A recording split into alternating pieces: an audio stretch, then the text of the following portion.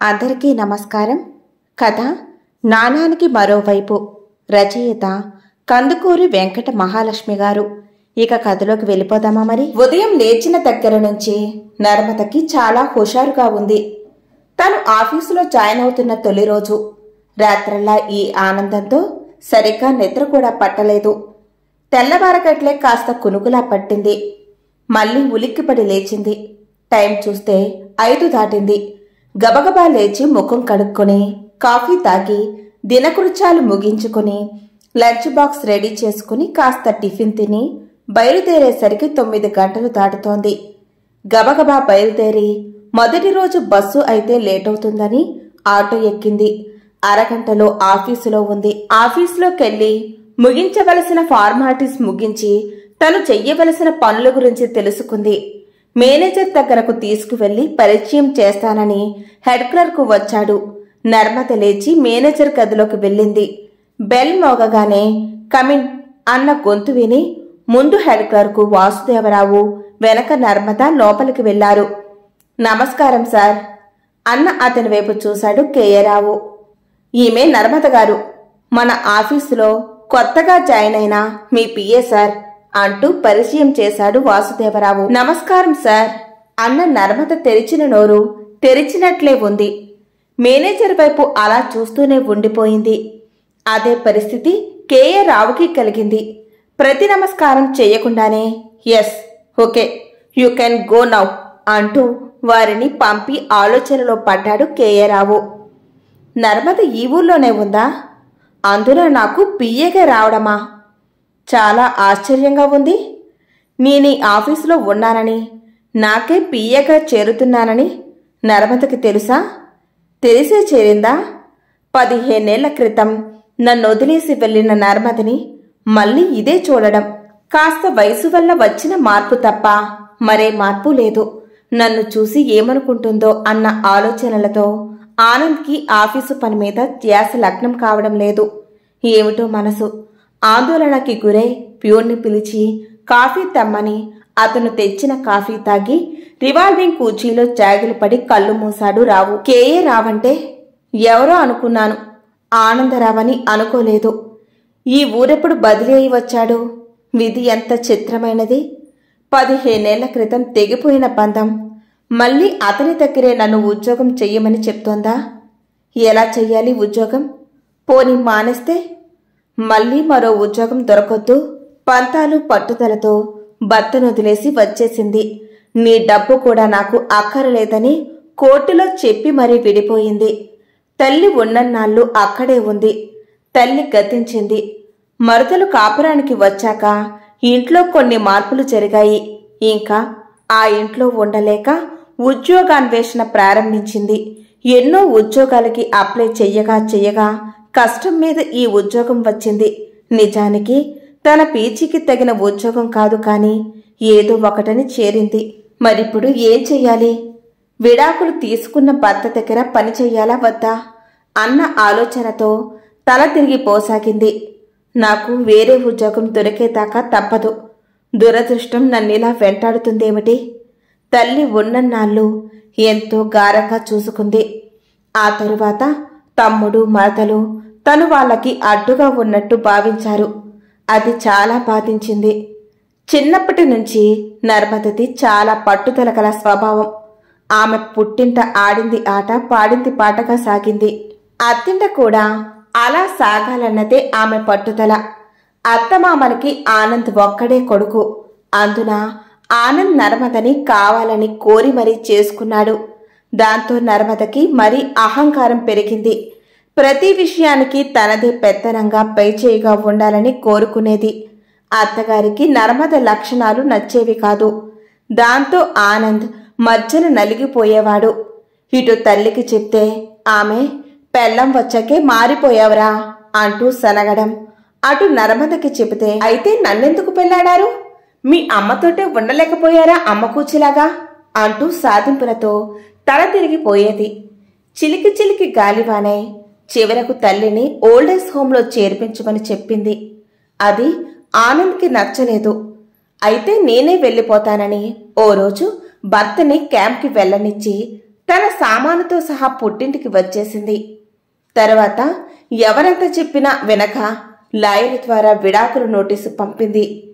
చివరకు విడాకులు వచ్చాయి. ఆ తరువాత ఆనంద్ గురించి ఆమె తెలుసుకునే ప్రయత్నం చేయలేదు. తండ్రి గతించాడు. తల్లిని ఒప్పించి పీజీలో చేరి పూర్తి చేసింది. తరువాత తల్లి కూడా గతించడం, ఇంట్లో మార్పులతో ఉద్యోగ అన్వేషణ. కొన్నాళ్లకి వేరే ఊళ్ళో ఈ ఉద్యోగం రావడంతో ఎంతో స్వేచ్ఛగా ఉండొచ్చనుకుంది. కానీ జరిగిందేమిటి? మళ్ళీ ఇన్నేళ్ల తర్వాత ఆనంద్ని కలుసుకుంది. రేపట్నుంచి అతని దగ్గరే పని చెయ్యాలి.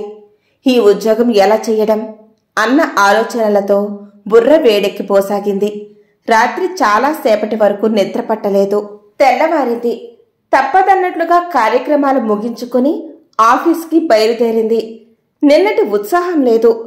ఆఫీస్కి చేరిన కాసేపటికి మేనేజర్ గది నుంచి పిలుపొచ్చింది. పెన్ను పేడు తీసుకుని ఆనందరావు గదిలోకి వెళ్ళింది. గదిలోకి అడుగుపెట్టిన నర్మదని చూస్తూనే, హలో నర్మదా, రా కూర్చో, ఎలా ఉన్నావు, బాగున్నావా అన్న అతని పలకరింపుకి ఉలిక్కిపడి చూసింది. తలంచుకునే, బాగానే ఉన్నాను, మీరెలా ఉన్నారు, మీ అమ్మగారు ఎలా ఉన్నారు అంది యాంత్రికంగా. అమ్మ బాగానే ఉంది, మా ఊర్లోనే ఉంది, బాగా పెద్దదయింది కదా, ఇక్కడ నేనొక్కడనే ఉంటున్నాను అన్నాడు ఆమె వైపుకు చూస్తూనే. ఆ మాటలు అలా చెప్పడంలో ఏదో తేడా కనబడింది. అయితే తను విడాకులు ఇచ్చేశాక మళ్ళీ పెళ్లి చేసుకోలేదా అన్న సందేహం కలిగింది. కాని అడిగే ధైర్యం లేక, తలంచుకునే డిక్టేషన్ ఇస్తారా అన్నది. ఏం లేదు, మాట్లాడాలని పిలిచాను, కూర్చో, కాఫీ తెప్పిస్తాను అన్నాడు. ప్యూని పిలిచిన ఆనందిని వారించలేక ఎదుటి కుర్చీలో కూర్చుంది నర్మద.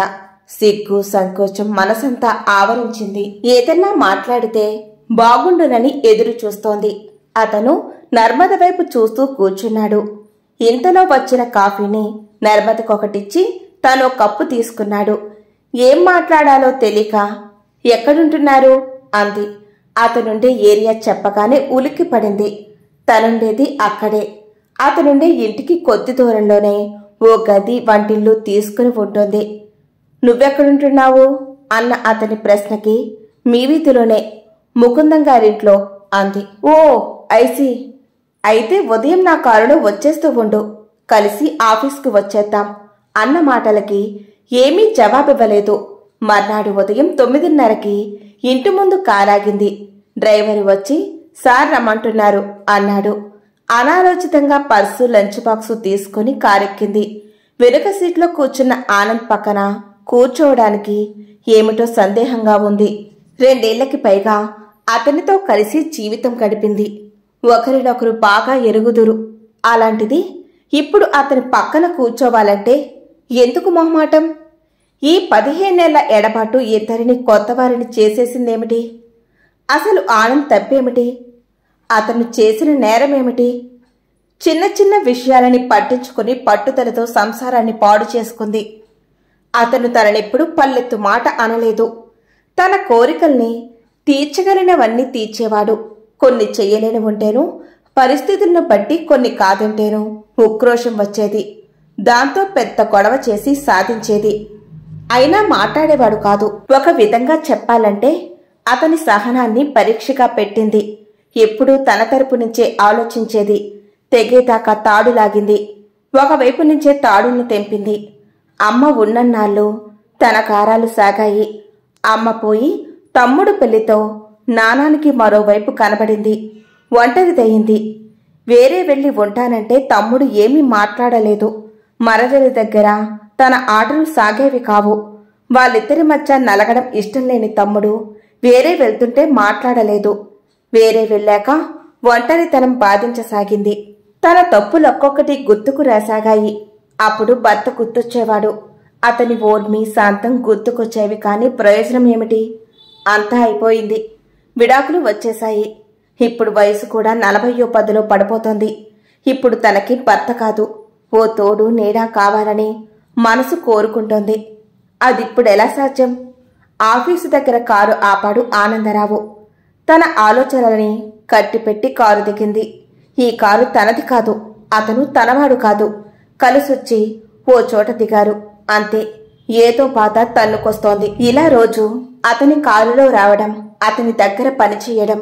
అంతేకాదు, ఆనంద్ పెళ్ళైన తర్వాత తనతో చనువుగా ఎలా ఉండేవాడో అలాగే చనువుగా పలకరించడం, మాట్లాడడం, కాఫీ తెప్పించడం, ఇద్దరూ కలిసి తాగడం లాంటివి చేయడం మామూలయ్యాయి. నర్మదకి అతనిలో ఏ విధమైన మార్పు కనబడకపోవడం చాలా ఆశ్చర్యంగా ఉంది. అలా అని ఎప్పుడూ హద్దుమీరి మాట్లాడలేదు. తన పట్ల ఏ కోపము, పగ, ద్వేషము లేకుండా పాత ఆనంద్లాగే తన భర్తగా ఉన్నప్పటిలాగే ఉన్నాడు. నిజంగా ఎంత శాంతమూర్తి. పెళ్లి తర్వాత తనెంత గొడవ చేసినా కూడా ఇలాగే ఉండేవాడు, ఇలాగే మాట్లాడేవాడు. అప్పటికి ఇప్పటికీ ఏ మార్పు లేదు. ఒక్కడు ఉంటున్నాడు అంటే ఇంకా అతను నన్నే ప్రేమిస్తున్నాడా? ఆనంద్ నా గురించి అడిగినప్పుడు అతనితో దాచుకోకుండా తన గురించి అంతా చెప్పింది. తల్లి, తమ్ముళ్ల గురించి చెప్పిన విషయాలు విని చాలా బాధపడ్డాడు. ఒక్కరితివి ఉంటున్నావా అన్నాడు జాలిపడుతూ. రాను రాను ఒంటరి బ్రతుకుతో, యాంత్రిక జీవనంతో విసిగిపోయిన నర్మద అనుకుంది. ఆనందరావుతో మాట్లాడి తను మళ్లీ నీ దగ్గరికి వచ్చేస్తానని చెప్తామని. మళ్లీ పిడియం అట్టొచ్చేది. అతని నడత, ప్రవర్తన, మాట చూస్తుంటే తను వస్తానంటే వద్దనడని మనసు ధైర్యం చెప్తోంది. కానీ అడగాలంటే నామోషి. ఒక్కోసారి అతనే తనని వచ్చేయమని అడిగితే ఎంత బాగుండేది అనిపించేది. ఎప్పుడూ ఏదో లోకాభిరామాయణం మాట్లాడేవాడే తప్ప సొంత విషయాలే మాట్లాడేవాడు కాదు. ఒక్కోసారి నర్మదకి అతని మీద కోపం వచ్చి బాగా తిట్టాలనిపించేది. తనకేం స్వతంత్రం ఉంది? విడిపోయి ఎన్నెళ్ళైపోయింది. ఇంకా నీకేం హక్కుంది నా మీద కేకలేయడానికి అని అడిగితే ఏం సమాధానం చెప్తుంది? ఇప్పుడు ఆఫీసులో ఉన్నా, ఇంటికెళ్ళినా ఇవే ఆలోచనలు. మనసు నిలవనివ్వడం లేదు. బుర్ర వేడెక్కిపోతోంది. మళ్ళీ ఆనంద్ దగ్గరికి వెళ్ళిపోవాలి. వాళ్ళమ్మని జాగ్రత్తగా చూసుకోవాలి. మరదలు తనని సరిగ్గా చూడకపోతే బాధపడింది. అలాగే ఆనంద్ తల్లి బాధపడి ఉంటుంది. ఇంకా ఇలా ఒంటరి బ్రతుకు బ్రతకడం దుర్భరం. టైం చూసి ఆనంద్ని అడిగేయాలి. ఈ విడాకులు కాగితాల మీదే, మనసుల్లో కాదు. మనసులు కలిస్తే ఈ విడాకులు చింపేస్తే ఏం చేస్తాయి అనుకుని చివరికి తన మనసులోని మాట ఆనంద్కి చెప్పాలని నిశ్చయించుకుంది. ఎప్పటిలాగే కారులో ఇంటి దగ్గర దింపిన ఆనంద్ని లోపలికి రండి, కాఫీ తాగి వెళ్దురు కాని అంది నర్మద సందేహిస్తూనే. పద అన్నాడు ఎలాంటి అభ్యంతరం చెప్పకుండానే. లోపలికి వెళ్లి కాఫీ చెంతుకలు తెచ్చి అతని ఎదురుగా పళ్ళ మీద పెట్టింది. తను వచ్చేసరికి అతని చేతిలో ఆల్బం ఉంది. అది తమ పెళ్లి ఫోటోలది.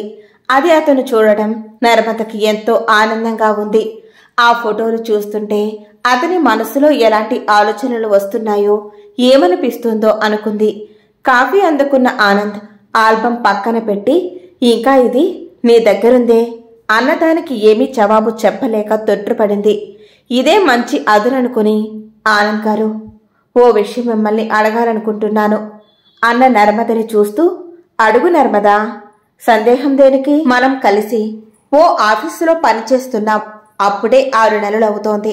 ఎందుకు సందేహం అన్న మాటల్ని ఆసరాగా తీసుకుని లేచి అతని ప్రక్కన సోఫాలో కూర్చుంటూ, ఇంకా ఈ ఒంటరి బ్రతుకు బ్రతకలేకుండా ఉన్నాను ఆనంద్.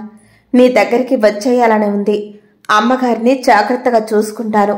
నా పొరపాట్లని నేను తెలుసుకున్నాను. నన్ను క్షమించండి ఆనంద్, క్షమించండి అంటూ అతని ఒడిలో తలపెట్టుకుని విలపించసాగింది. నర్మద భుజం చుట్టూ చెయ్యి వేసి లేవతీసి కూర్చోపెట్టిన ఆనంద్ ఏమీ మాట్లాడకుండానే మౌనంగా లేచి వెళ్లిపోయాడు. వెళ్లిపోతున్న ఆనంద్ని చూస్తూ దుఃఖం ఆపుకోలేకపోయింది. అలా ఎంతసేపు దుఃఖించిందో తెలియలేదు. అతని మౌనం ఏం చెప్పింది? ఏమనుకోవాలి? తను అడిగిన దానికి ఏమీ జవాబు చెప్పకుండా వెళ్లిపోవడంలో అర్థం ఏమిటి అన్న ఆలోచనలతో బుర్ర తిరిగిపోసాగింది. మనసు బాగుండని నర్మద ఆఫీస్కు వెళ్లబుద్దయ్యాక వారం రోజులు సెలవు పెట్టింది. పిచ్చిదానిలా ఇంట్లోనే కూర్చుంది. వారం రోజుల తర్వాత ఆఫీస్కు వెళ్లిన నర్మదకి ఆనంద్ సెలవు మీద ఊరు వెళ్లాడు అన్న కబురు ఎందుకో చాలా బాధనిపించింది. రోజులు గడుస్తున్నాయి. ఆఫీస్కి వెళ్తుంది, వస్తోంది. మనసంతా అల్లకల్లోలంగా ఉంది. ఇంటికొస్తే ఆనంద్ గురించే ఆలోచన. అతని మనసులో తనంటే ఎలాంటి భావం ఉంది? ఎందుకలా మాట్లాడకుండా వెళ్ళిపోయాడు? ఇష్టం లేకపోతే చెప్పేయొచ్చు కదా. ఇలా సస్పెన్స్లో పెట్టి నన్ను బాధించకపోతే.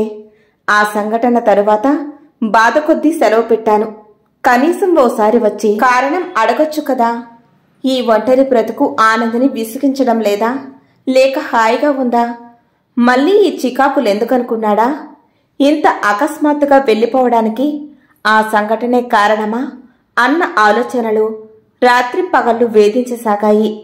ఆఫీస్ నుంచి ఇంటికొచ్చిన నర్మదకి పోస్ట్ బాక్సులో కవరు కనబడింది. కవరు తీసి ఫ్రమ్ అడ్రస్ చూసింది. అది ఆనంద్ రాసిన కవరు. తలుపు తాళం తీసి పర్సు పక్కకు పడేసి ఏం రాశాడు అనుకుంటూ ఆత్రంగా ఉత్తరం చింపింది. చిరంజీవి నర్మదకి ఆశీర్వచనాలు. నేను మాట మాత్రంగానైనా నీతో చెప్పకుండా సెలవు పెట్టి వచ్చేశాను. నువ్వు ఏమనుకుంటున్నావో. నేను రాబోయే ముందు నువ్వు ఆఫీస్కి రావడం మానేశావు. కారణం ఊహించగలను. ఆ రోజు నువ్వు అడిగిన దానికి నేను సమాధానం చెప్పకపోవడం నీకు చాలా బాధ కలిగించి ఉంటుంది. మొదటి నుంచి నాది మెతక స్వభావం. ఎవరిని నొప్పించి మాట్లాడలేను. అదే ఆ రోజు నీకు జవాబు ఇవ్వలేకపోవడానికి కారణం. అప్పటి నుంచి ఇంటికెళ్లిన నాకు నీ గురించే ఆలోచన. నాకు ఆ ఊరికి నువ్వు ఆఫీస్లో జాయిన్ అవ్వడానికి నెలల ముందే బదిలీ అయింది. నీకు ఒక విషయం తెలియచేయవలసి వస్తుందని ఊహించలేదు. సందర్భం రాక చెప్పలేదు.